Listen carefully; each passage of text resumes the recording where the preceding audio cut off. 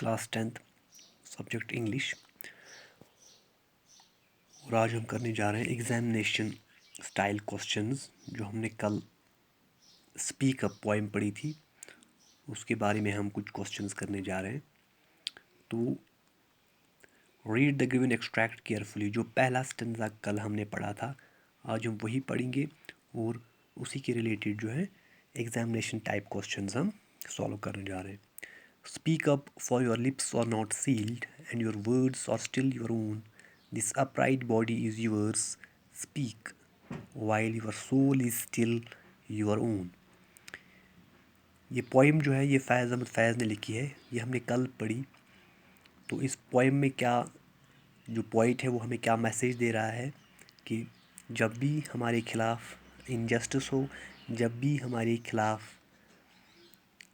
Inequality हो, जब भी हमारे खिलाफ़ कोई भी अट्रॉसिटीज़ हो तो हमें उसके ख़िलाफ़ आवाज़ उठानी चाहिए, क्योंकि हमें खुदा ने ज़ुबान दी है। उसी ज़ुबान के ज़रिए हमें उस चीज़ के ख़िलाफ़ बोलना चाहिए। This upright body is yours, speak while your soul is still your own. तो ये हमने कल पढ़ा था। इसके रिलेटेड जो है क्वेश्चंस हम आज देखे जा रहे हैं।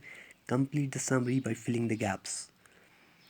The poet wants to make his dash realize that God has given them the power to dash, and they must speak up the things they want to dash, and they have also a dash of their own.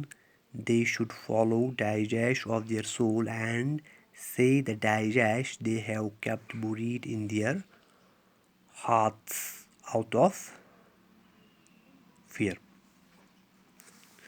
तो पहला जो हमारा है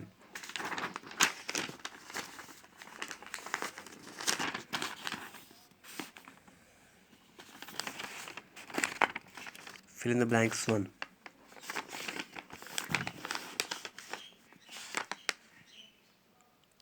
The poet wants to make his countrymen. पहले का क्या आता है? Countrymen dash countrymen make his countrymen realize that God has given them the power to speak. B part में क्या आएगा? Speak.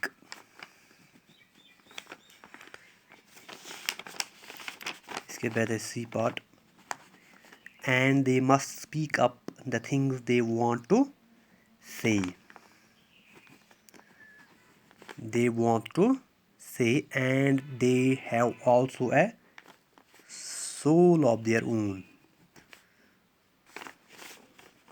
इसके बाद है E part. They should follow the voice of their soul and say that dash and say that the things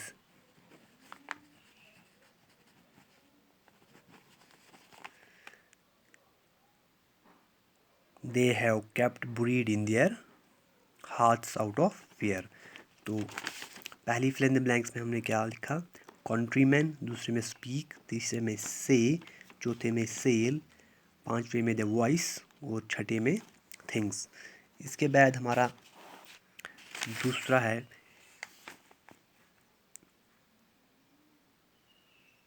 expressions from the poem to suggest.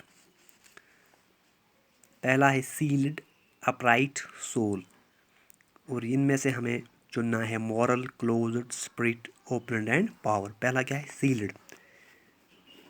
Sealed के माने क्या हो सकते हैं? क्लोज्ड और फिक्स्ड इसके बाद है बी पार्ट। बी पार्ट क्या है? अपराइट। अपराइट का क्या मीनिंग आ सकता है? मोरल। तीसरा है सोल। सोल का क्या मीनिंग आता है? स्पिरिट। तो पहले के बदले हम जो एक्सप्रेशन लिखते हैं वो है सील्ड, क्लोज्ड और फिक्स्ड। दूसरे में हम लिखते हैं मोरल और तीसरे में सेपरेट।